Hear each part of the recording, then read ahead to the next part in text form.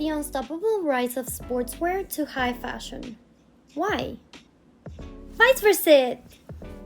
In the 80s, women wore tracksuits with makeup and heels, while pot-bellied men used them only for leisure activities, like buying the Sunday newspaper.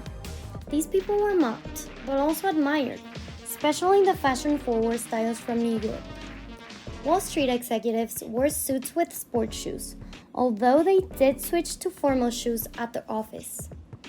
This indicated sportswear's future acceptance as everyday wear, a trend solidified after the pandemic, a trend that is growing and that has its roots on the 50s. The rise of color TV transitioned viewers from stadiums to living rooms, similar to the shift from physical stores to online shopping like Amazon. Sportswear mass appeal grew because it was easy to see and also because everyone could see the color on the color TV. Since the early 20th century, mass sports became popular. Their uniforms were always black and white in newspaper. Wasn't until years later when they were began to be seen on color, first in collectible trading cards and much after on the first magazines. It isn't by chance that the first popular sports garment, the 1930s lacrosse tennis polo, was white, reflecting the limited colors representation of the time. But despite the vibrant portrayal of sports on color TV and their popularity, no one imagined being able to go out wearing sports gear as regular streetwear. The first step was taken by the youth culture of the 50s, when instead of using suits as usual, they showed preference for jeans, rolled-up shirts, and military haircuts. Known as the bad boy look, it was popularized by Marlon Brando's and James Dean's movies. The seed that was going to explode, definitely with the song That's Alright, in 1954 had just been planted in 1954. Anyway,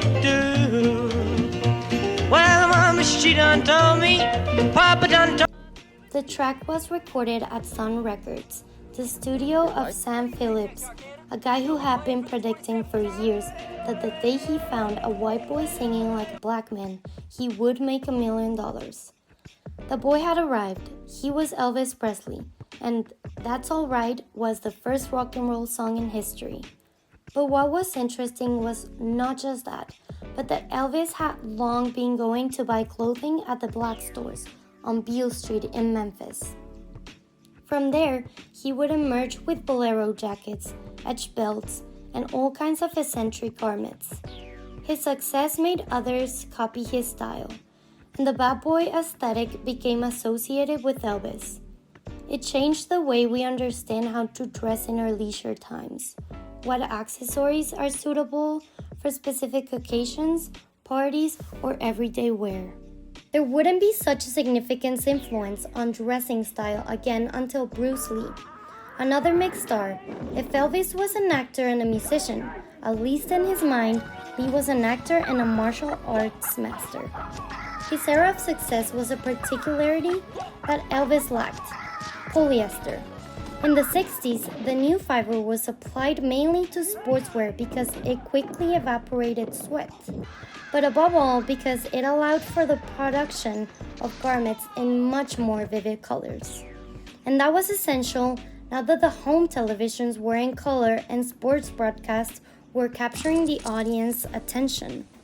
Moreover, those garments incorporated zippers everywhere, and although it may seem like a common detail now, it was a novelty that dazzled young people.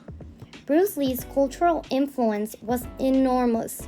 Generations of children learned karate and judo, and older ones wanted to imitate his style.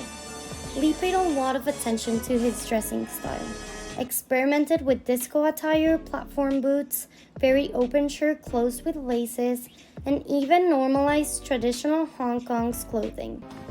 But he set no trend as distinctively as with his movie, Game of Death, released in 1978, which can be considered the origin of the tracksuit popularization, especially a yellow one with a black stripe. Quentin Tarantino's Kill Bill paid homage to Bruce Lee's tracksuit style. The tracksuit became more popular than jeans in the 80s, as streetwear.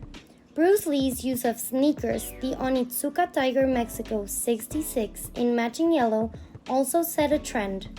The TV show Ted Lasso referenced this trend by featuring a character wearing these sneakers. The Nike brand was influenced by Lee's style and his use of sneakers with suits. And so it was that in the 80s, wearing sports sneakers with jeans for going out became not only normal, but also a sign of prestige. Especially if you wore the expensive models, like those Nike Air Jordans that still bear Michael Jordan's name. The 80s saw women's sportswear, especially leggings, become popular for everyday wear, influenced by videotapes. Her legacy includes those leggings now worn as regular pants, even made to mimic jeans. Their origin was a viral phenomenon led by actress, activist, and feminist Jane Fonda. Fonda's compelling story as an activist defending women's rights in Hollywood, soldiers' rights in Vietnam War, and many other causes to this day also extended it into facilitating a form of exercise that allowed women to train away from the high testosterone atmosphere of the 80s gym. Once her tapes were released, video became cheap, popular, and was adopted massively. And of course, fashion copied her leggings, leg warmers, and headbands, which most girls wore on the street, and even Madonna on stage. The path to the everyday use of sportswear was almost complete. It was sealed in a vicious cycle by African Americans with hip-hop when it became popular in the 90s. From imitating Elvis to everyone wanting to imitate wearing tracksuits with large gold chains and puffer jackets, which had always been used as riding or hunting attires, but which hip-hop artists brought into street fashion and stage wear. Hip-hop's influence was particularly strong in Latin America, leading to the spread of sportswear as fashion statement. Latin America's youth saw themselves reflected in the hip-hop lyrics, which denounced the violence and discrimination they faced in their neighborhoods. From there, it would eventually move to Reggaeton, and from there to the entire world, definitely elevating the tracksuit to the status of music star attire. It only needed the push of the pandemic to be elevated to the status of luxury clothing. Since 2020, 1 in 4 clothing and footwear items sold worldwide is sportswear. In our country, since that day, more than half of the sportswear sold is used for leisure time rather than for practicing sports. Initially, it was expected to be a trend specific to lockdown, and then, as high fashion brands said, people would go back to dressing up. It has happened, but not as Louis Vuitton, Gucci, or Chanel expected. In fact, they have hurried to include tracksuits, cycling clothes, or neoprene in their runways. And in specific twists, absolutely in the style of Bruce Lee. Now they are shown off with leather high heels, shoes, and boots. Tracksuits with heels? Now, yes. Today, the cultural landscape is fragmented, so there are no musicians, actors, or movie capables of massively influencing fashion trends on their own. However, we do have a significant case that points to social media and reflects their new way of dressing with sportswear, which is also a new way of thinking. The case in point is the brand Sporty and Rich. Sportswear designed as luxury clothing for everyday wear, the name, which speaks for itself, is joined by its origin, emerging as an Instagram collage featuring sports bras, logo t-shirts, and sportswear items that were initially just Photoshop designs.